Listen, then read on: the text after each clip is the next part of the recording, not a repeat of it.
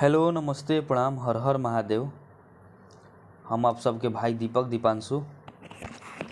तो आप सभी को स्वागत है हमारे इस यूट्यूब चैनल में, दीपक दीपांशु राइटर में। तो आप लोग कैसे हैं? आशा ना पूर्ण विश्वास बाकी वो सब एकदम ठीक होगा और एकदम ठीक रही, मस्त रही, स्वस्थ रही। आप लोग खूब मेहनत करी और आगे बढ़ी। तो आज हम वो सब खातिर लेकर के आइल बनी लोकगीत बा, ऑर्केस्ट्रा सॉन्ग 2024। बहुत ही एकदम प्यारा सा मैटर बाटे, बहुत ही प्यारा सा एगो शब्द जोड़ के वो गाना बनैले बानी वो सब खातिर।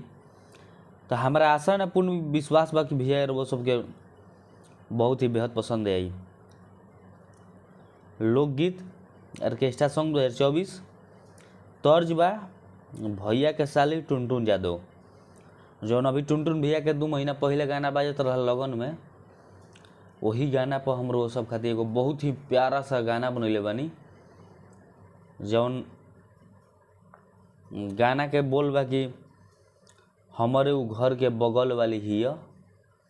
तो हमारा आशा न पूर्ण विश्वास बा कि वो सब की गाना बहुत ही एकदम बेहद पसंद आई और अच्छा लगी। तो प्लीज़ वो सब ये गाना के ज़्यादा से ज़्यादा आप लोग शेयर, लाइक, अपन एक गो प्यारा सा कमेंट करके ज़रूर बतलाइब जा कि हाँ ये मैटर कैसन लागल और वो सब खातिर कैसन गाना लिखले बानी।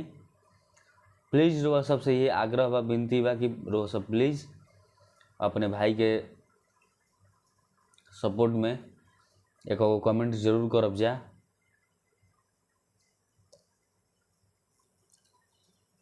हाँ, जे भी भाई अभी तक हमारे चैनल के से जुड़ल नहीं है, प्लीज़ वो सब इस चैनल के सब्सक्राइब करके बेल आइकन प्रेस कर ली, ताकि जो भी वीडियो लेकर के आई नोटिफिकेशन आप सबके पास पहुँचे, आप लोग उस वीडियो को देख सकी जा। और अच्छा लगी तो वो सबके लाइक, शेयर, कमेंट जरूर करे के बा और कमेंट करके बतलावे के बा कि हाँ गाना कैसन लागल। आ जे भाई के पर्सनल गाना लेवे को होई, भाई कॉल चाहे व्हाट्सअप पे मैसेज करके अपन गाना लिखवा सकता रहे कम से कम चार्ज में। तो हमारे गाना के एकदम आसानापूर्ण रो सब पे एकदम भरोसा करतनी, विश्वास रखतनी कि रो सबके बहुत बेहद पसंद आई। और प्लीज़ वो सबसे ये आग्रह बा, विनती बा, निहोरा बा कि अपने भाई दीपक दीपांशु को और इस चैनल के आप लोग ज़्यादा से ज़्यादा सपोर्ट करी जा। काहे कि वो सबके सपोर्ट के बिना हर कलाकार के ज़िंदगी अधूरा रहेला।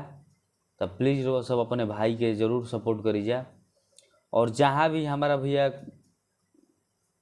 माने कुछ कहे बोले में दिक्कत परेशानी होला तो प्लीज़ अपन छोट भाई मान करके माफ़ कर देनी। और वो सबके छोट भाई बानी, गावे में लिखे में कुछ भी दिक्कत होला तो प्लीज़ अपन भाई मान करके माफ़ कर देव जा। तो हम वो सबके देर न करते हुए हम रोज सबके भी डमी करके सुनाओ तनी, एक बार फिर बता दे तनी कि तर्ज बा भैया के साली टुनटुन यादव के सॉन्ग पर ही सॉन्ग बाटे। लोकगीत बा, बहुत ही प्यारा सॉन्ग बाटे, 2024 से लिखल बा। एकदम बढ़िया शब्द डाल के वो मैटर बनैले बनी। तो हमारा आशा ना पूर्ण विश्वास बा कि रो सबके एकदम बेहद ही पसंद आई गाना। बहुत ही एकदम प्यारा सा मैटर बाटे। चली वो सबके हम गा के सुनाओ तनी, जहाँ 2 बजे समझ जा। आ लड़का लड़की सब लिखल बा। लड़की बोलतड़ी फीमेल, अरे काहे ऐसे बैठल बाड़ मारी के मन हो, छोड़ का देलस जवन रहे पसन हो। काहे ऐसे बैठल बाड़ मारी के मन हो, छोड़ का देलस जवन रहे पसन हो। तो लड़का के बोलबा मेल के, लड़का कहतवन अरे कि साचहू में दादा हो छल वाली हिया, आ जानो तो ना रही दल बदल वाली हिया। आ तुरले बिया जवन हम तुरले बिया जवन दिल हमार दादा उहो हमारे उ घर के बगल वाली हिया। तुरल बिया जवन हमार दिल दादा हमरे उ घर के बगल वाली हिया। अरे साचहु में होनार नलनिया आ जानो तो ना रही दल बदल वाली बिया। आ तूरी के जात बिया जवन हमार दिल दादा घर के बगल के फलानावा के धिया। तो चलिए मैटर ना हो, मैटर वो सबके सुनाई नहीं है कि तुरल बिया जौन हमारा दिल दादा हमारे उ घर के बगल वाली हिया। ये हमनी के लड़का के पंच लाइन के बोल बा।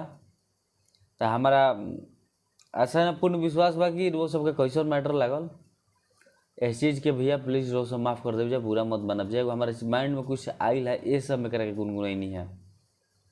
उम्मीद बा कि कुछ एक पर अलग हट की कुछ चीज़ बनी तो हम लोग सबके बीच जरूर शेयर करब लेकर के आई। तो ये गाना भी शब्द मुखड़ा कैसन लागल अपन कमेंट के द्वारा वो सबको जरूर बतलावे के बा।